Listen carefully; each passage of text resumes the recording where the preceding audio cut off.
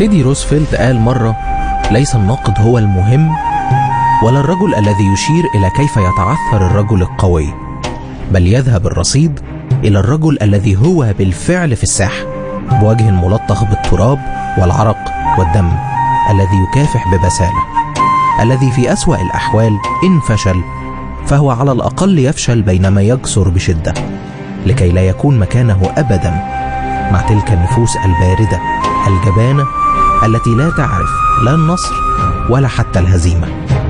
علشان كده قررنا ناخد المخاطرة، الباكج بكل ما فيها من نصر وهزيمة، علشان نكتشف حقيقتنا وهويتنا وقلب رجولتنا. مبسوطين تشاركنا الرحلة في بودكاست راجل لراجل مع ماجد ماهر وأمير طلعت. حلقة جديدة من بودكاست راجل لراجل ومعايا ماجد ماهر، والحلقة دي أنا داخلك متحفز جدا من البداية بصراحة، يعني علشان الحلقة اللي فاتت للي ما سمعهاش يعني لازم ترجع تسمعها كده علشان تعرف تتابع، ولو كنت سمعتها يبقى دلوقتي معادنا مع الكارت الرابع.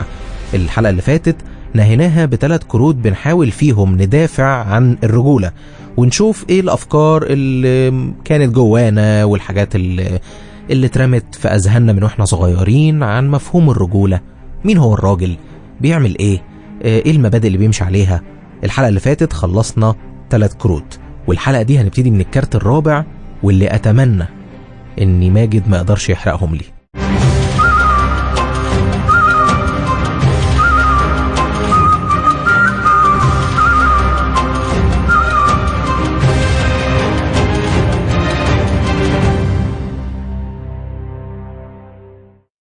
الكارت الرابع يا ماجد اللي معايا بصراحة يعني هو عكس شوية الكارت الثالث.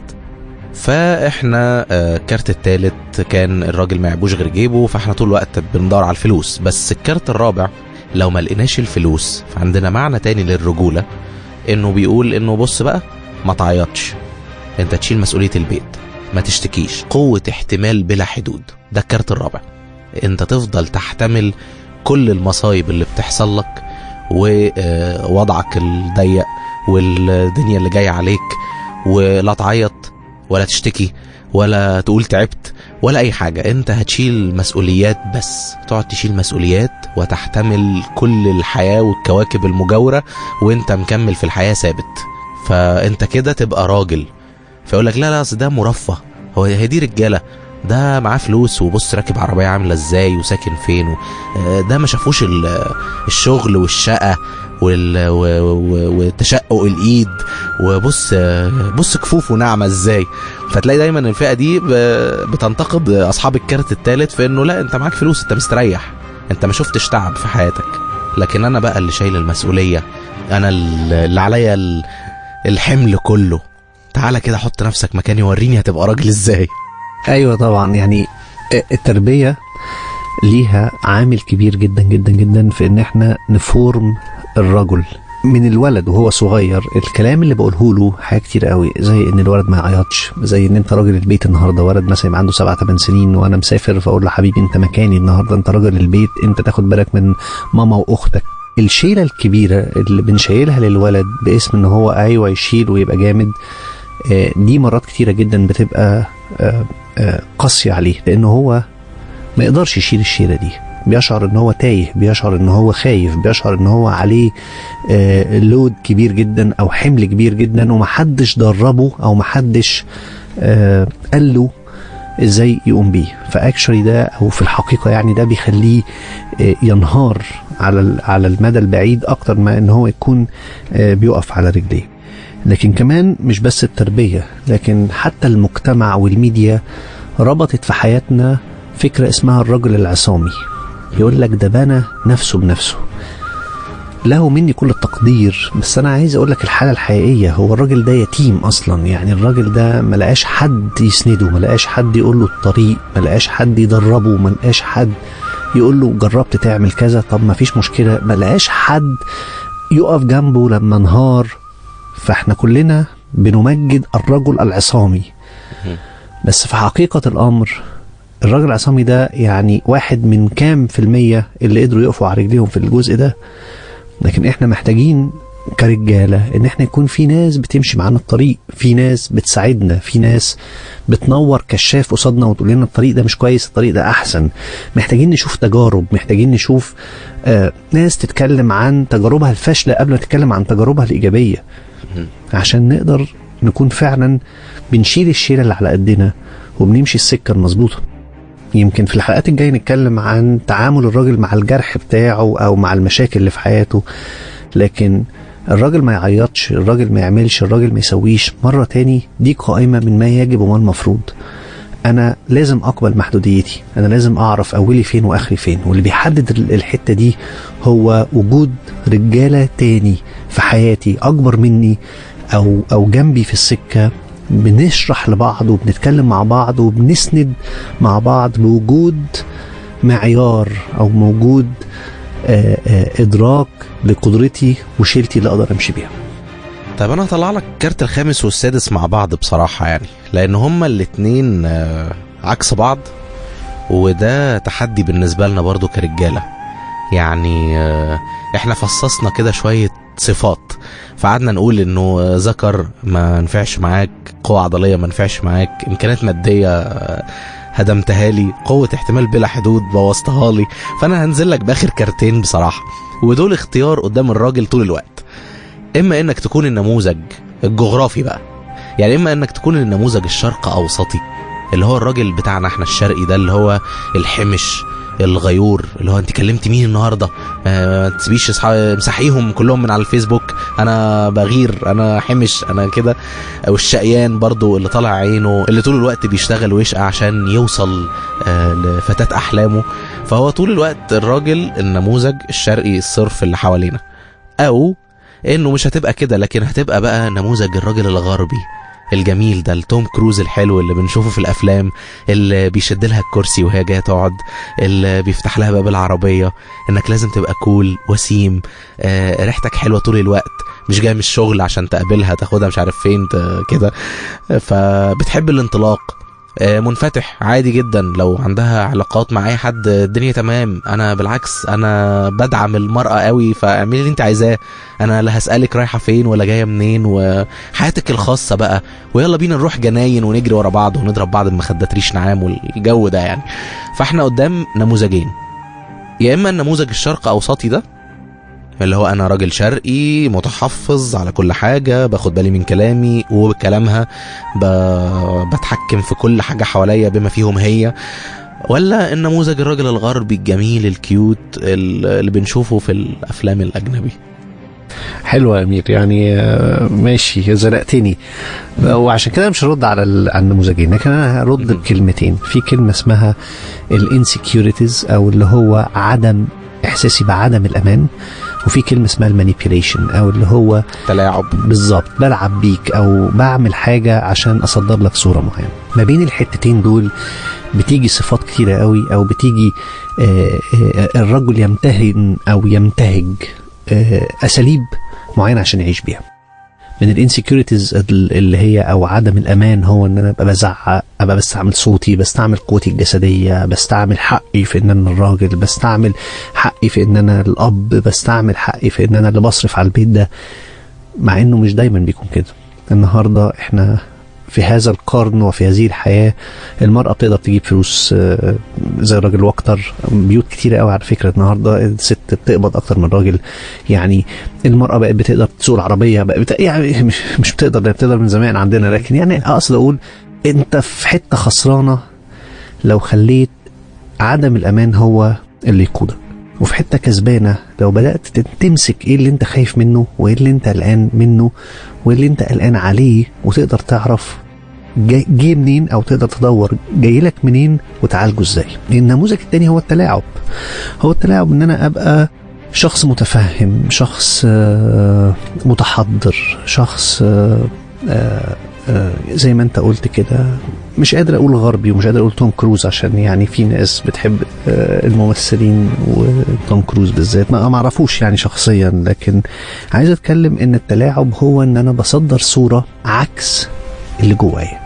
في فيلم اسمه عين عقلي على فكرة، فيلم قديم شوية انا يعني لمحمود ياسين وسعاد حسني، بيتكلم ببساطة ان هو كان راجل اتعلم بره وجي وهيرتبط بيها وقالت له انا عايز احكي لك على حياتي قبل الجواز. لا لا لا، حياتك قبل الجواز دي حاجه تخصك، انا حياتي تبدا معاكي من النهارده. جمله حلوه قوي كلنا نحب نقولها، بس بعد ما اتجوزوا تقدر بقى، مش عايز احرق الفيلم يعني، هو ما كانش في اتساق مع نفسه في اللي هو قاله، فكان اللي بيقوله تلاعب، او كان اللي بيقوله حاجه بيتصنع بيها عشان يرسم صوره لنفسه قدام المجتمع. انا راجل متعلم بره وفاهم وكده. والنهارده مع فكره الجندر ايكواليتي، ومع فكره ان احنا نبقى داعمين للمراه وواقفين ليها، دي افكار ايجابيه جدا انا بدعمها، بس كلامي لكل راجل، انت فين من الحاجات دي قبل ما تقولها ببقك؟ يعني هل تجد ان في دعم المرأة وفي الوقوف جنب المرأة وفي تمكين المرأة قوة ليك ولا تهديد ليك؟ اذا كان تهديد ففي تلاعب وفي عدم امان. اذا كان قوة ليك فانت في اتساق وتقدر فعلا تدعم وتكون فاعل في الموضوع ده. فمرة تاني، قضية العدم الامان وقضية التلاعب قضية كبيرة جدا جدا بيقوم بيهم الراجل في مواقف معينة. يعني لما يرجع مثلا من الشغل ويلاقي مراته متضايقه ويخش يغسل المواعين عشان هو بيساعد مراته، بس ما بيقولهاش مالك انت ليه شكلك مش كويسه، لان هو مش ناوي يسمع ولا ناوي حتى يقبل نقد نتيجه حاجات عملها، لكن هو هنا بيتلاعب بانه مشارك في البيت. فانا هعمل حاجات اللي شكلها يبدو انه جميله، وانا هو بقوم بدور على عكس المجتمع المتخلف الرجعي. انا راجل اهو عادي، بقف في المطبخ بغسل بعمل يعني الدنيا تمام، او هزعق واقول هو البيت بقى حاجه وانزل اقعد على القهوه. فيا اما عدم امان يا اما تلاعب.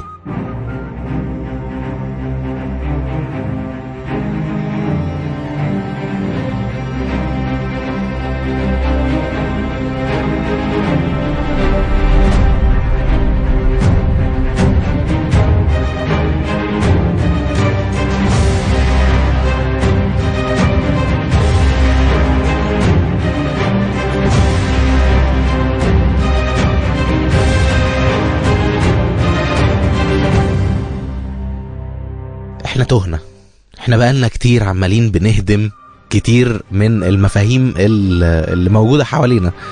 فبصراحة انا يعني بعد ما طلعت 6 كروت، وانا يعني متأكد ان دول مش ال6 كروت الوحيدة، لكن في اكتر، لكن ال6 كروت اللي اتهدموا دول خلوني كده اروح لحتة يا ماجد برضو، انه يعني انا دلوقتي كبرت، فالمجتمع والاهل والميديا والاصحاب والمدرسين اللي في المدرسة والكواكب اللي حوالينا والمجرات كلها قالت لي الصور دي عن انت تكون راجل ازاي.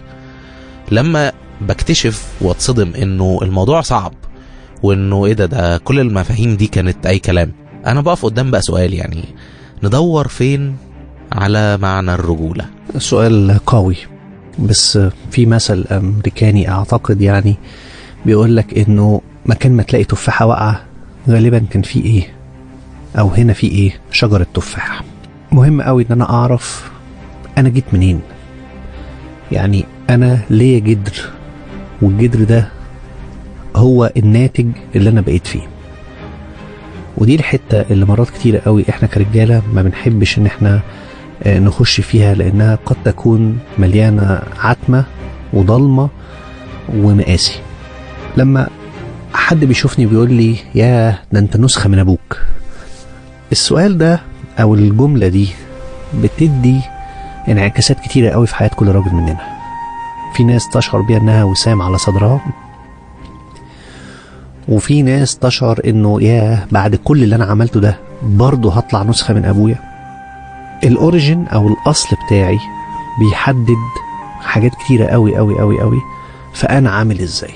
والحتة دي ان ما كنتش اعمل لها مكاشفة، وان ما كنتش اجي عندها وافتحها، وان ما كنتش ادور واخد وقت مع نفسي في ان انا اقعد واكتب، غالبا هتبقى الحتة دي مش باينة. ممكن نتكلم بالتفصيل بعد شوية.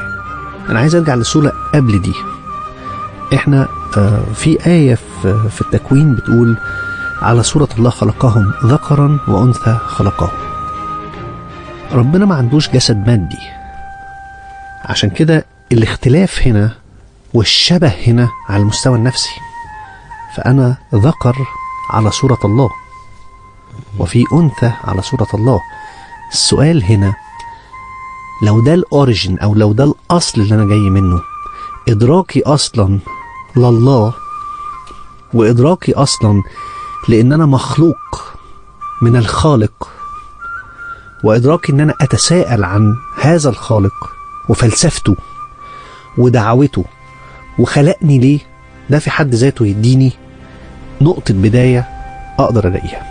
لو الكلام اللي أنا بقوله ده واصلني أو واصل للي سامعني إنه كلام مسيحي أو كلام مرة تاني ديني، بس أنا هنا مش بتكلم عن وعظة، أنا هنا بتكلم عن مفهوم إحنا موافقين عليه، إن إحنا خلقنا وفي خالق، وأنا جيت للخلق عن طريق أب وأم، فأنا موجود هنا. دي حقائق مش هينفع أرفضها، مش هينفع أبقى بحاول أبقى راجل بأن أنا أقرأ كتاب 7 خطوات لتكون رجل أفضل من غير ما أدور في أصلي ومن غير ما أدور في أساسياتي وأتفاعل معاها وأعرف الخبطة والكسرة جت فين وأتعرف عليها. في ناس كتير قوي ما بتعرفش عن ربنا، يعني في ناس ما يعرفوش الخالق ده عامل إزاي، أو قرروا إن ده مرتبط بالمؤسسة الدينية، فبالتالي إحنا ملناش في السكة دي ومش عجبانا. بس المؤسسة الدينية حاجة والخالق حاجة تاني. مفهوم الخلق مفهوم إحنا متفقين عليه، وبالتالي أنا محتاج أرجع تاني أسأل نفسي، أنا أعرف قد إيه عن الله، عن صفاته، عن فكرة إن أنا ذكر على شبهه. فأنت لما خلقتني ذكر على شبهك، متوقع مني إيه، مستني مني إيه.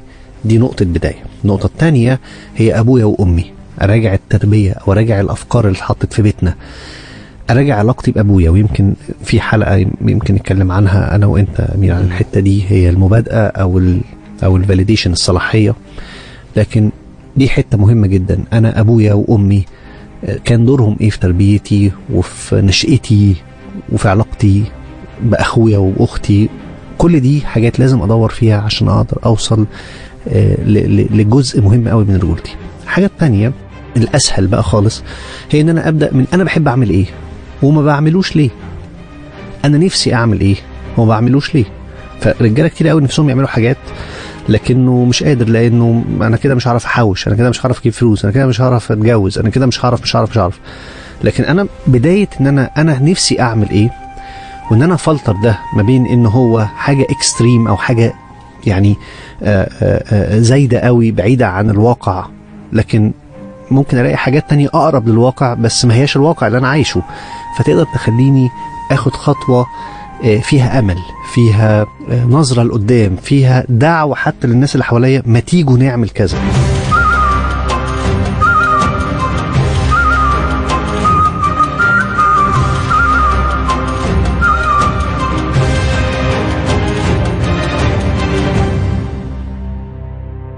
طب لو احنا هنمسكهم خطوة خطوة، تعال نمسكهم حاجة حاجة كده ونفنطهم شوية من بعض، لأن الكلام ده جديد وكبير الاتنين مع بعض. فلو هنمسك نقطة الشغف، فعادة احنا لما بنتعلم عن الشغف بنتعلم انه شغفك الحاجة اللي انت بتحب تعملها. فانت بتحب الرسم، يعني عادة بتبقى دايما برضو منطقة مواهب كده، يعني رسم، تمثيل، مزيكا، مش عارف. فانت شغفك في ايه؟ فتلاقي لو واحد مثلا هو مهندس ما ينفعش يقول عليه شغف، لا انا شغفي لازم يبقى حاجة فنية. فكلمة شغف عندنا يعني ارتبطت شوية بالمواهب، بس هل هي دي الحتة اللي بلاقي فيها معنى بتاعي، انه هويتي ونفسي ورجولتي، فانا راجل لانه حققت نفسي وما مشيتش في السكة المعتادة وكسرت كليات القمة ورحت عملت حاجة فنية جميلة، شغفي الكلام الحلو ده. فهي دي الحتة بتاعت الشغف، يعني هي دي الحتة اللي هنروح ندور فيها عن الرجولة. يعني هروح هناك كده الاقي الرجالة دول رسامين وآلاتية، ولا يعني ايه اللي هيحصل بس في منطقة الشغف دي؟ أنا بتهيألي إن الشغف اللي احنا بنتكلم عنه مرتبط بالمعنى. معروف واحد قوي اسمه سايمون سينك بيتكلم دلوقتي بيقول start with why، أو ابدأ بليه. إدراكي أنا ليه موجود، إدراكي أنا حابب أعمل إيه في حياتي، إدراكي أنا ماشي في سكة عاملة إزاي، ده بيديني معنى. ويمكن ده اللي تحتيه بقى هيحصل الشغف، سواء بفكرة كبيرة أو بموهبة أو بسكيل يعني معينة أكون بعملها. لكن لو نتكلم مع رجالة والحاجات اللي قريناها، في 3 حاجات مهمين قوي في معظم الرجاله. يعني معظم الرجاله اتفقوا على ان في 3 حاجات مهمين: ان يكون في تحدي في حياته، تحدي ان يكون شاعر بقوته او يكون بيمارس قوه معينه في امر ما، وانه يكون خارج بره نفسه، يعني قادر يكون مش محاصر بنفسه، باحتياجاته، بمادياته، وبأمور حياته. يعني بيقولوهم كده في كتاب رجولة قلب أو اللي هو وايلد هارت المترجم، إنه يكون عنده مغامرة، ويكون عنده معركة، ويكون عنده أميرة ينقذها. لكن عشان نقربهم، المغامرة هي التحدي، المعركة هي القوة، الأميرة اللي بينقذها هي الخروج بره النفس. ده كلام كبير، أنا محتاج أفسره بقى ماجد. بس قبل ما افسره انا محتاج اشجع اللي بيسمعني، انه اشجعك تجيب كتاب رجولة قلب، دور عليه واقراه، لانه هيغير مفاهيم كتير منه، حاجات كتير احنا بنتكلم فيها هنا. فاشجعك توصل له وتقراه، يعني هيبقى فارق جدا معاك. لكن في الكتاب بقى لما بيفسرها انه معركة بيحارب فيها، ومغامرة بيعيشها، واميرة ينقذها، يعني انا بحس انه طب اميرة ينقذها يعني ممكن نستوعبها شوية، فتاة أحلامه طبعا مربوطة. أنا أول ما قريتها في الكتاب بصراحة يعني تخيلتها إنه دي الزوجة المستقبلية، فأنا مش عارف ليه أنقذها، ما يمكن تبقى جاية سليمة يعني وربنا يكرمنا، ليه أحتاج إن أنا أنقذها من حاجة يعني الصورة بتاعت الأفلام العربي دي. والمغامرة اللي بيعيشها ماشي، مغامرة بقى بتاعت كل يوم، إحنا كل يوم مغامرات. لكن المعركة بقى، أنا أجيب منين معركة؟ وليه أدخل معركة؟ يعني هل ضروري بالنسبة للراجل أدخل معركة؟ يعني هل الموضوع مرتبط بعنف؟ هل الموضوع مرتبط بانه التنافس اللي كنا بنحكي عليه من شوية، بس بالشكل بتاع جلاديتور بقى، اللي هو يانا يا انت نعيش، الارض ما تشيلناش احنا الاتنين، فلازم ابقى انا طول الوقت فايز في المعركة دي. ايه شكل المعركة اللي انا هحتاجها اللي تكون بتحقق لي الجزء ده عن الرجولة، وفي نفس الوقت ما نوصلش لمرحلة يانا يا انت نعيش، يعني فنعيش احنا الاتنين ونعيش عيشة فل، ما نموتش احنا الكل. فهنروح فين يا ماجد؟ شكرا يا أمير، ده دايما بتعبر فعلا عن حقيقة ان احنا فعلا كرجالة النهاردة بقينا الحاجات دي بقت بعيدة عننا قوي. وانا عشان اقرب الصورة، انا هشجعنا كلنا كرجالة نفتكر الوقت اللي بنتفرج فيه على افلام في التلفزيون. على فكرة الافلام دي، صناع الافلام بالذات الاجنبية والغربية، بيحطوا فلوس كتيرة جدا في الريسيرش وفي السايكولوجي بتاعت او حتة علم النفس والبحث بتاعت البني ادمين. يعني لما تلاقي الافلام اللي معظم الرجاله بيحبوا يتفرجوا عليها هي افلام فيها نوع من التحدي، فيها نوع من الهزيمه، لازم يكون في بطل بيكسب حد، لازم يكون في حد بينقذه. لو دي الافلام اللي انا وانت بتتشغل بينا، فهو احنا محتاجين ندرك بالرغم من كل كلام المجتمع حوالينا انه مش العنف يا جماعه، لازم تبقوا احسن، يعني كل الكلام ده. بس حقيقه الموضوع، انا بفتح فيلم وبلاقي فيه حرب ودماء وفي حد بينتصر، مش الدم هو اللي بيشغلني، لكن الانتصار او الهزيمه هو اللي بيشغلني. لما بعرف ده عن نفسي وبلقطه، فانا محتاج اعرف ان ده جزء من تصميمي، ان ده جزء من الحاجه اللي بتخليني مهتم، بتخليني ايه ده يا سلام، يا نفس يعني مش بالطريقه البسيطه دي، لكن نفسي ابقى مكان البطل ده. يمكن الاطفال الصغيرين لما تتفرج عليهم تلاقيهم اوضح مننا في البراءه، فتلاقي الولد بيقلد السوبر هيرو او اللي هو البطل الخارق ده، تلاقيه بيحاول يلبس زيه، تلاقيه بيحاول يحط الصور دي في اوضته، تلاقيه بيحاول يبقى جامد كده. الولد البريء ده بيعمل اللي انا وانت بنحاول نقول لا هو فيلم ظريف، بس طبعا انا مش هبقى زيه. مش مهم، انا مش جاي هنا ادافع عن الافلام، لكن انا جاي هنا اقول ازاي انا كراجل القط اللي بيحرك قلبي، اللي بيشغلني. انا محتاج حاجه فيها عنف وفيها قوه، وان انا احس ان انا قوي. وهنتكلم عن مفهوم القوه، لان زي ما قلنا في الكروت اللي فاتت ان القوه مش لازم تكون قوه جسديه. انا محتاج ان انا اكون فاعل ومؤثر وبنقذ ناس وموجود عشان ناس، حتى لو وجودي ده هو ان انا اكون موجود وهم بيعيطوا وانا قاعد جنبهم، مش لازم يكون ان انا اروح اكسر القلعه واخطف واحد من فوق. وكمان محتاج اكون في تحدي طول الوقت، بكبر الحتة اللي أنا بعملها، باخد حتة أكبر، باخد أرض، بعرف ناس أكتر، بسافر حتت أبعد، بكتشف حتت تانية. هتكلم أكتر يعني بطريقة أبسط، وهتكلم عن أول حاجة هي، ودي هتصدم ناس كتير قوي، حتة القوة. دي مرتبطة بالمعركة مرتبطة بالمعركة اللي أنا هحارب فيها. الحقيقة أنا هقول لك حاجة غريبة قوي، إن العدوانية هي جزء من التصميم الذكوري. العدوانية هي جزء من التصميم الرجولي. بس تعالى بقى أسألك، العدوانية بالنسبة لك هي إيه وبالنسبة لي هي إيه؟ أول ما بنشوف العدوانية بنشوف إن واحد بيضرب واحد، قلب الترابيزة عليك بقى، وقلب الترابيزة عليك، وولد مش متربي بيضرب العيال في الفصل، القصة دي كلها. بس أنا هقول ببساطة، لو دولة في حالة سلم مع الدول المجاورة، لو بلدنا ما بتحاربش مع الدول المجاورة، تحب تسمع عن الجيش بتاعها انه جيش جاهز ولا انه جيش مريح؟ جيش جاهز. جيش جاهز. عارف يعني جيش جاهز؟ جيش جاهز يعني بيتمرن، يعني قوي، يعني جاهز لأي شرارة تحصل انه يقف ايه، يصد كل اللكمات. العدوانية هي جاهزيتي للدفاع القوي المستميت، اكتر من ان انا اكون بروح ابدأ حرب وبغتصب حقوق ناس. فالعدوانية هي جزئين ما اقدرش افصلهم عن بعض. فلو مش انا اللي بفتعل المعركة يعني، العدوانية هي فيها الاثنين. بس لو انا طفيت العدوانية، لو انا قلت انا هربي جيل مفهوش عدوانية، فخليك عارف وخليني عارف ان هذا الجيل سيكون جيل سلبي، لن يقف، لن يدافع، لن يحرك ساكنا في حالة ان انت احتاجته. فالنهاردة انا عشان اقول ان الرجالة بقت عنيفة والرجالة مسيطرة والرجالة بقت وحشة، فانا مضطر، يعني انا اسف في اللفظ، اخسر الرجالة من اي قوة فيهم ومن اي عدوانية. تمام، خليك عارف ان انا وانت كمان لما حد ياخد حقي وحقك مش هعمل حاجة، لانه العدوانية اللي جوايا حصل لها ايه، قفت او حصل لها turn off، يعني بقت مش مفعلة، disabled. هذا الموضوع اتشال. طب خليني بقى في حتة العدوانية دي، لأنه اللفظ نفسه طبعا بيعمل قلق وعدواني، فده حاجة مرفوضة. وفي المقابل احنا عندنا دلوقتي مثلا ابتدى يبقى فيه أساليب سلمية لتحريك، حتى بيسموها القوى الناعمة وحاجات من المصطلحات دي، انه ازاي تحرك الدنيا بس بسلاسة، من غير ما تعمل عنف، من غير ما يبقى فيه ظهور للفظ حتى العدوانية.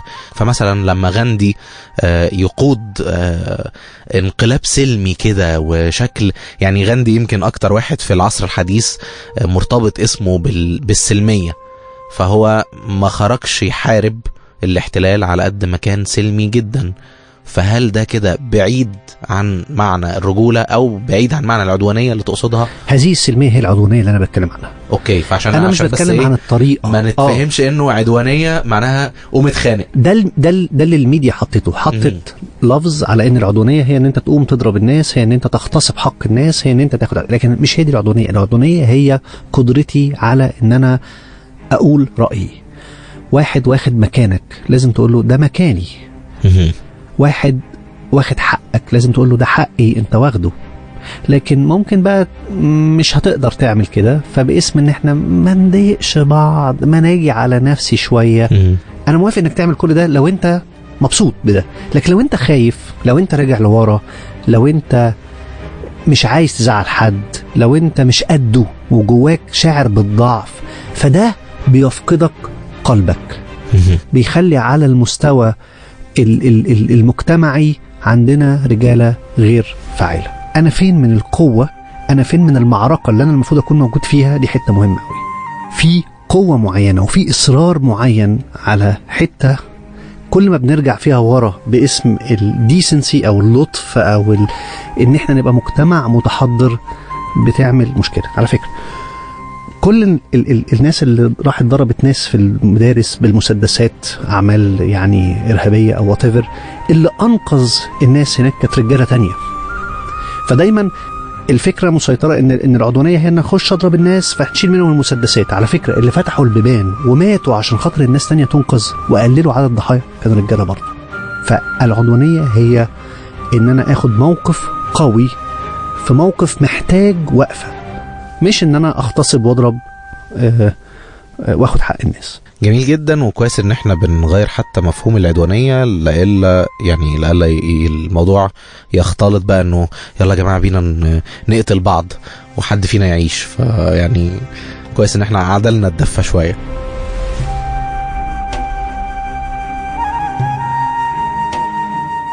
وبكده تكون كروتنا النهاردة خلصت، وحلقتنا كمان خلصت من بودكاست راجل لراجل. لكن لسه موضوعنا مخلص، ولسه عندنا حلقات تانية. أول حلقتين اتكلمنا فيهم عن معنى الرجولة اللي اتزرع جوانا، وواجهنا ماجد ب6 كروت عن معاني الرجولة اللي اتزرعت واللي احنا فاهمينها واللي ممكن نكون محتارين ما بينهم، لكن هو رد على ال6 للأسف وحرقهم لي. كلامنا لسه مخلص عن الرجولة وعن فين ألاقي هويتي كراجل. شكرا ليك على متابعتك الحلقة دي من بودكاست راجل لراجل. بنتمنى تكون مفيدة ليك. لو عجبتك شاركها مع أصحابك. مستنيين أسئلتك وتعليقاتك، وما تنساش تتابعنا على المنصة اللي بتسمعنا عليها دلوقتي.